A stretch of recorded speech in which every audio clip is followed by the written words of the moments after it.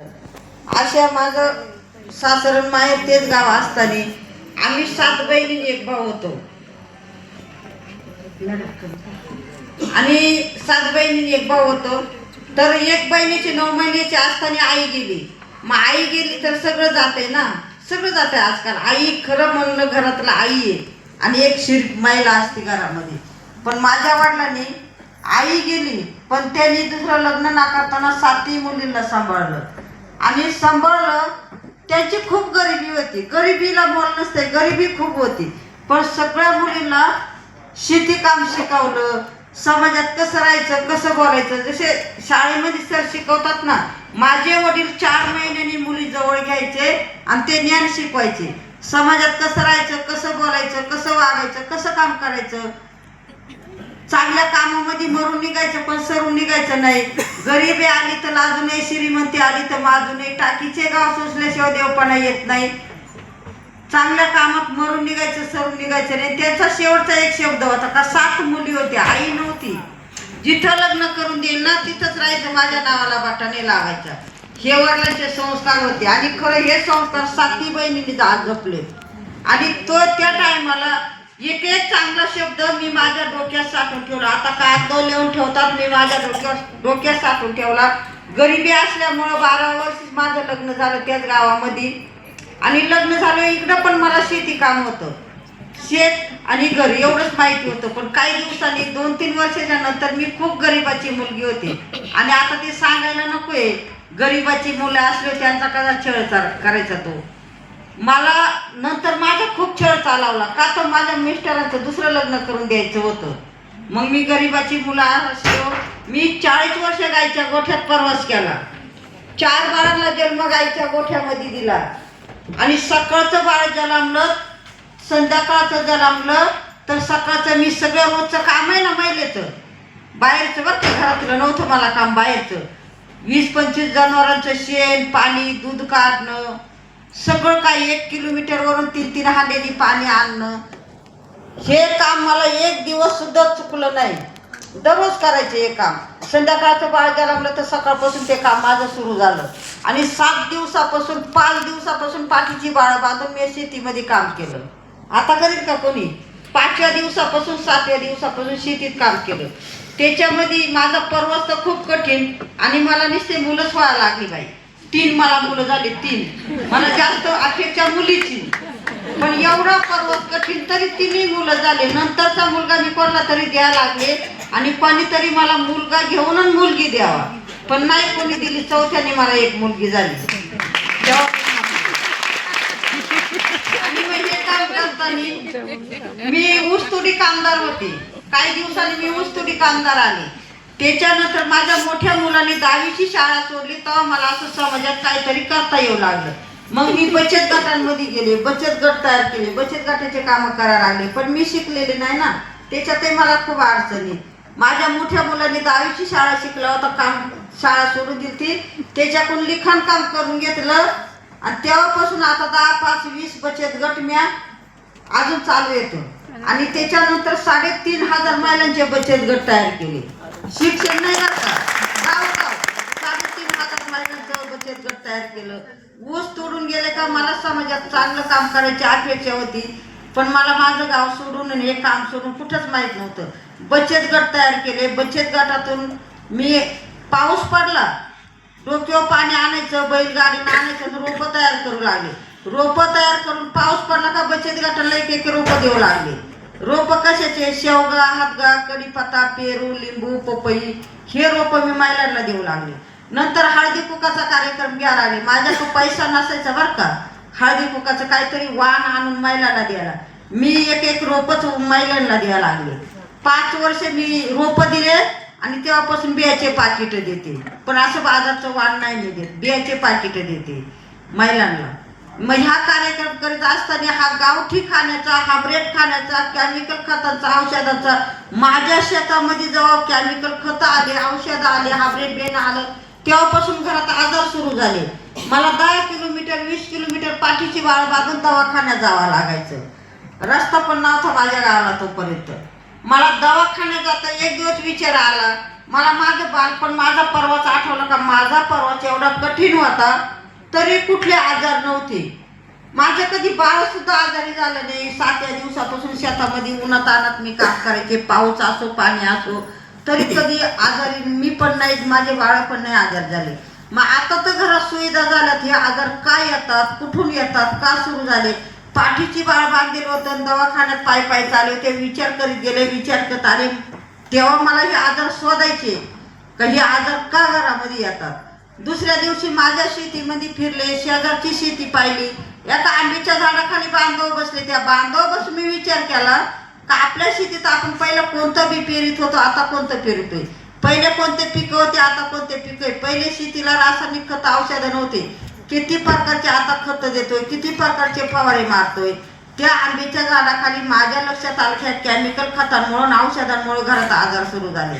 मी ठरवलं माझ्या घरातलं बंद करायचं. ये संध्याकाळी कुटुंब बसवलं आणि कुटुंबाला म्हणायला लागले हायब्रिड बियाणं आणायचं नाही, केमिकल खत औषधं वापरायचे नाही. पण चांगल्या कामाला ना कोणतंही काम असो, चांगल्या कामाला खूप अडचणी येतात, चांगल्या कामाला खूप वाईट बोलतात. मला माझं कुटुंब खूप काही लहान मोठं वाईट बोललं. मला त्याचा खूप राग आला. मी एक शब्द वापरला, आजपासून मी काही घरात बघणार नाही, सगळं काय तुम्ही बघायचं.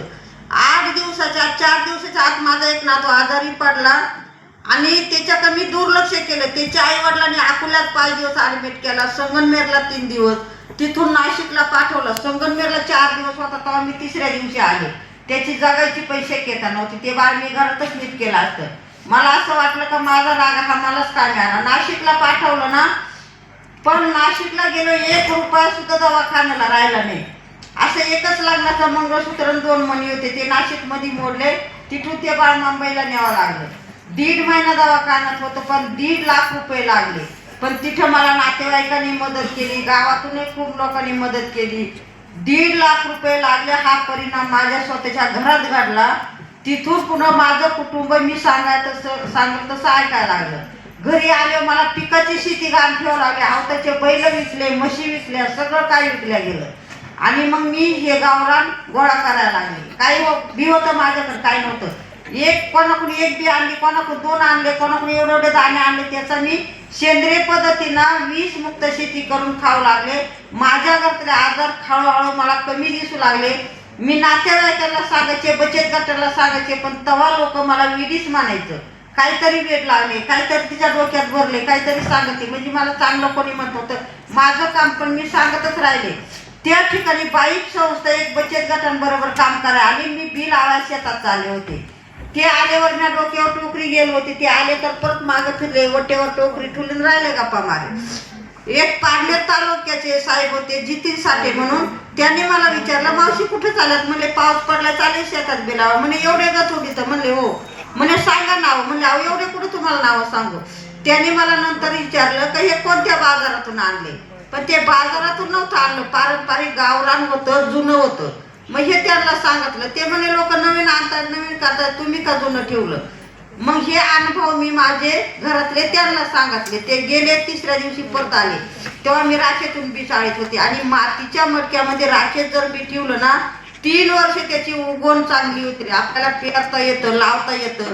खाण्यासाठी राखेमध्ये 10 वर्षापासून टिकून राहतं, का तर ते गावठी आहे म्हणून. मग हे त्यांना सांगितले. म्हणे मावशी तर एवढं ज्ञान आहे, ते हे जगासमोर न्या पाहिजे. त्यांनी मला खूप मोठी पद्धत दिली आणि हे जगासमोर काम केलंय.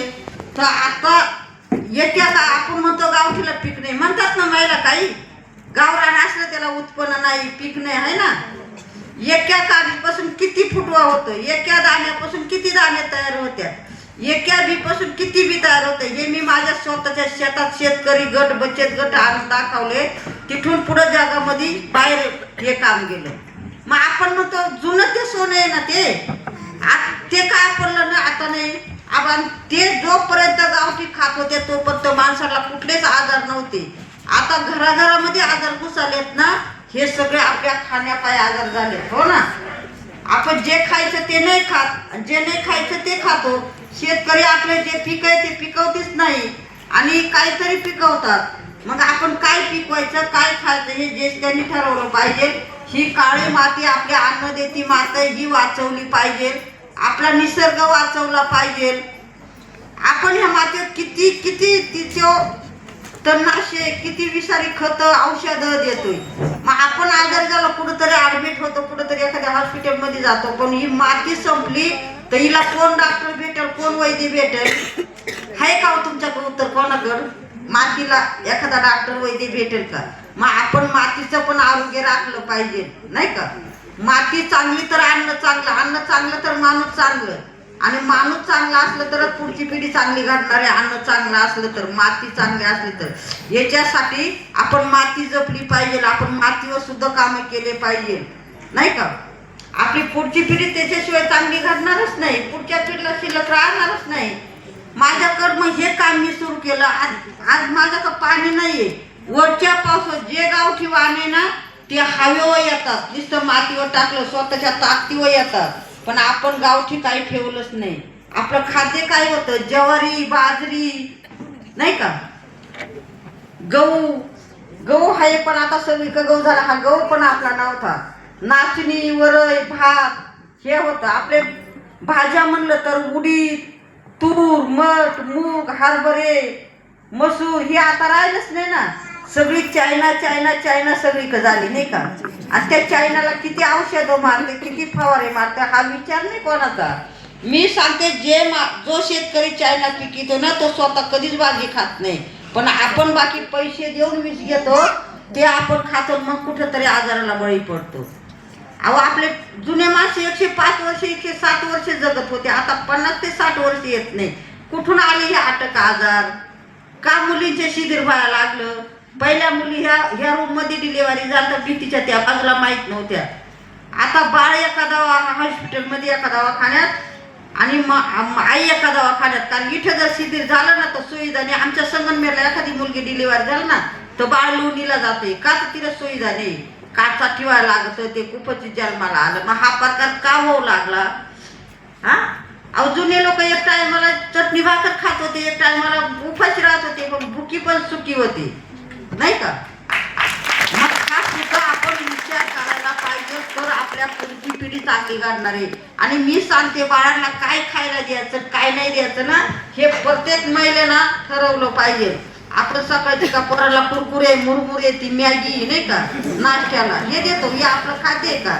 नाही. आहो त्याच्यामध्ये कसं बनवतात हे आपल्याला माहित नाही ना, का माहित आहे?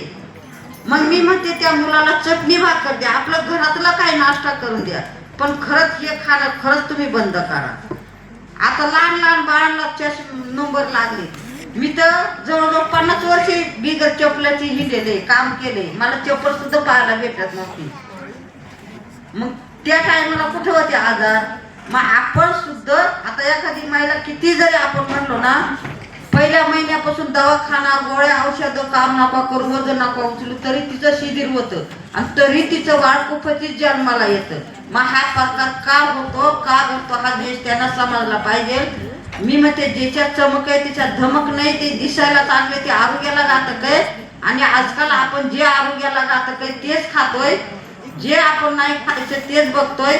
तर मी म्हणते माझ्यासारखी प्रत्येक गावात एक एक रायबाई घडली पाहिजे. जे जुनं बेन आहे हे प्रत्येक गावात झालं पाहिजे आणि प्रत्येक गावात एक एक बीज बँक झाली पाहिजे देशी बियाची, आणि प्रत्येक शेतकऱ्याला गावातलं बी गावातच भेटलं पाहिजे. माझ्याकडे 3 पिढीपासून बी आहे. माझ्या आजीच्या हातचं बी, आजीच्या पंजेच्या हातचं ते बी मी आज वाढलं. माझ्याकडे 19 प्रकारचा वालगी आवड आहे. 16 जाती मी भाताच्या लोक शेतकऱ्यांना दिल्या, पण आता माझं एवढं होत नाही. आता 3च जाती आहेत भाताच्या. 3 प्रकारचा हरभरा आहे, 3 प्रकारचा गहू आहे, पण तो हा गावठी बरं का पारंपरिक, तेच बी धरायचं तेच पेरायचं, तेच धरायचं तेच पेरायचं, का तर ते जुनं आहे ना. मग याच्यासाठी आपण रानभाज्या वाचवल्या पाहिजे, आपण भरड धान्य वाचवलं पाहिजे. आपलं जे खाद्य ते आपण नाहीशी झालं आज आपल्यातून. आपलं सगळ्या सोयाबीन आहे ना, सोयाबीन कोणी दळून खाईल का? काही ठिकाणी सांगली सातारा ते सगळा ऊस आहे, त्या ऊसात साखरीच्या भाकरी बनवतो का आपण? नाही बनवतो. मग आपलं जे काही खाद्य आहे हे ठेवलं पाहिजे ना, आपण केलं पाहिजे. 1 वर्ष ज्वारी पिकली तर आपल्याला 4 वर्ष खाता येते, 1 वर्ष बाजरी पिकली ती 4 वर्ष खाता येते, पण जे खायचं ते राहिलंच नाही. सगळे लोक जे नाही करायचं ते करतात, त्यांना शेतकरी शेतकऱ्याला सुद्धा नाही बाजारभाव भेटला तर शेतकरी आत्महत्या करतो. आणि आजकाल खरं मदत शेतकऱ्याला केली पाहिजे, पण ती कशी करा ह्या चायनाला नाही केली पाहिजे शासनाने. जो गावठी माल करील ना, गावठी बी पेरील ना, त्याला बाकी नक्की मदत करा. त्याच्याकडून बाजारभाव जास्त घ्या, पण खरं आजकाल गावठी खा. माझं काम आता लोक भरपूर म्हणतात मोठं झालंय, पण माझं असं नारी शक्ती पद्मश्री मला 2 पुरस्कार भेटले, पण हे पुरस्कार माझे नाही, हे पुरस्कार ह्या काळ्या मातीचे, माझ्या बीचे, माझ्या शेतकरी पुरस्कार आहे. असे पुरस्कार किती घेतले ना तरी माझं काम मोठं होणार नाही. माझं स्वप्न आहे का प्रत्येक गावागावामध्ये घराघरामध्ये ताट वीस मुक्त होईल ना, तेव्हा मी म्हणेल का माझं काम आता हे मोठं झालंय. पण त्याच्यासाठी प्रत्येक गावामध्ये असे मुलं तयार झाल्या पाहिजे, मुली तयार झाल्या पाहिजे. आता मी मोठमोठ्या शाळेची पायरी नाही येणे, पण आता मोठमोठ्या कॉलेजवर जाते. माझ्याकडे बीएसआगरीची मुलं शिकाय येतात, बीएसआगरीवाले येतात, पोलीस भरतीवाले येऊ लागले, आता डॉक्टरही पण येऊ लागले. आणि बाळा मी शिकेल नाही तर तुम्हाला शिकवून तुमचं ज्ञान आणि तुमचं नॉलेज का आम्हाला प्रत्येक ठिकाणी तुमचा धडा आलाय म्हणून. मग हे का आलं, मी तर काहीच नाही केलं, पण मी सुद्धा मुलांना बसून सांगते, तुम्ही नुसतं पुस्तकी ज्ञान घेऊ नका, तुम्ही निसर्गाचं ज्ञान घेतलं पाहिजे, तुम्ही ह्या मातीचं ज्ञान घेतलं पाहिजे. आणि जी आपली जुनी संस्कृती आहे ना ही जपली पाहिजे. आपल्या रानभाज्या वाचवल्या पाहिजे, आपलं भरड धान्य वाचवलं पाहिजे. आपल्या आजच्या पंच्या शेतात आजच्या पहिला कामाला गेलं ना तर ओटीवरून भाजी आली होत्या, कशाची असो ती भाजी बिन तेलाची करता तरी त्या भाजीला चव होती, पण आताच्या भाज्या तेलात तळल्या तरी त्याला चव नाही का. मग हे प्रत्येक हे तुम्ही आम्ही पुढच्या पिढीला शिकवलं पाहिजे आणि सांगितलं पाहिजे. तर आता बरेच लोक याच्याकडे वळले, पण लोक स्वतःसाठी चांगलं करतात, विक्रीसाठी जे आहे ते आहे. काही म्हणतात आमच्यापाशी जागाच नाही, एक कुटुंबाचा भाजीपाला कुंडीमध्ये येतो, 2 वांग्याची झाडं येतात, 2 मिरचीची झाडं येतात, एक कुटुंबाचा भाजीपाला होतोय. आता काही म्हणतात आम्हाला दारात जागाच नाही, मी म्हणते दारातल्या 2 फरशा उठून बाजूला फेकून द्या आणि तिला 2-2 बी लावा द्या, त्याला दोरी बांधून आपल्या दारात भेटेल आणि आपल्याला भाजी पण खायला भेटेल. मग हे केलं पाहिजे आणि हे शिकलं पाहिजे. आता याची गरज आहे आता इथून पुढं. माझ्याकडे भरपूर लोक बी न्यायला येतात, काही पुरवठ करतात आणि 1-2 लक्झऱ्या भरून माझ्याकडे येतात. मी फक्त या मातीचं ज्ञान शिकते, निसर्गाचं शिकते. तर आज महिला दिनाच्या निमित्तानं कोणाला प्रश्न असेल तर विचारू नका, मी एकटीच एवढं बोलून नाही जमत, प्रत्येकाला बोलावं लागतंय. माझ्याकडून एखादा शब्द वाईट गेला तर तो मला माफ करा आणि चांगला असेल तो घराघरामध्ये घ्या. अशी सगळ्या महिला दिनाच्या निमित्तानं मी सगळ्यांना शुभेच्छा देते. थांबते. धन्यवाद. भाषण संपलं म्हणून टाळायचं, आता आवडलं म्हणून हा तुमचा जोरदार टाळायचा पाहिजे आपल्याला. खरं तर आम्ही विशेष आभार मानू इच्छितो आदरणीय पद्मश्री रायबाई बोबेरे यांचे, आणि अजून विशेष आभार मानू इच्छितो आदरणीय महापौर ज्योतिताई अमोलजी गाडे यांचे, कारण त्यांच्या माध्यमातून आजचा आपला महिला दिन एका वेगळ्या उंचीवर गेलेला आहे. वेगळं जगण्यासाठी छान काहीतरी जीवनामध्ये असावं हे आज आपल्याला ऐकायला मिळालेलं आहे. यासाठी पुन्हा एकदा जोरदार मनापासून टाळ वाजवायची विनंती. यानंतर कार्यक्रमाचे अध्यक्ष अहिल्यानगरीच्या विकासाचे शिल्पकार आदरणीय कार्यसम्राट आमदार महोदय संग्राम भैया जगताप साहेब यांना विनंती करतो या सोहळ्याच्या निमित्ताने आपण उपस्थितांना